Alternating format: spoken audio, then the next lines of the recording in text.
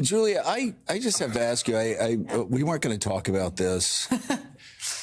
I saw an extraordinarily disturbing image of Kristi Noem standing in front of prisoners in cages, standing there straight, shaved heads, no shirts, stacked high, obviously posing for Kristi Noem at, we are sure, the guards' orders.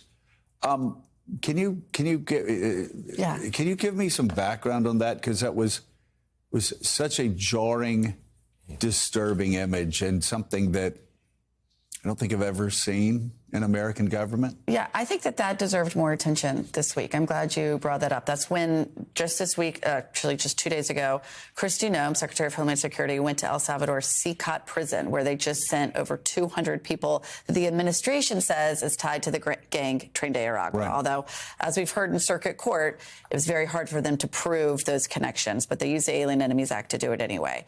I think what you saw there, though, really gets us outside of this back and forth about what's going on with Trump in the courts, and it shows the reality of that prison and people who were sent there without due process in our country. She's standing in front of these men, as you see there, many of them shirtless. They put 80 men in those cells for 23 and a half hours a day. They sleep like that. There's no individual beds. They're not allowed to talk. There are no mattresses, sheets. We've heard about some pretty disturbing, it's notorious for human rights abuses. I won't get into all of those details. She's seen there to show how tough she is on this. And of course, it's one of the reasons why Trump picked her.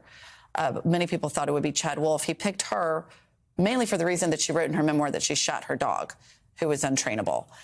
Trump likes her toughness, and she wants to put that toughness on display. And she said in that video that this should serve as a warning to anyone who comes to the United States illegally. Now, to cross the border illegally is a misdemeanor, something that's not usually even prosecuted in federal court, something that really doesn't even keep you from getting asylum. There are plenty of people who historically have claimed asylum by crossing the border illegally. Now, under this administration, you could end up in those situations. The other thing we should be asking is, how do we know that everyone there was even illegally in the United States without due process? You could potentially have American citizens. A judge even asked the Justice Department, could you put me on one of those planes and send me there?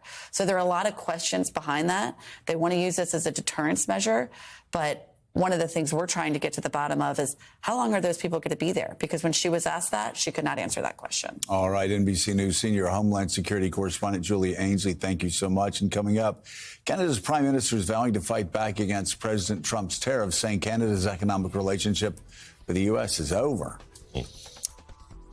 That's a little early for that, I think. We're going to play those comments for you. What's that about?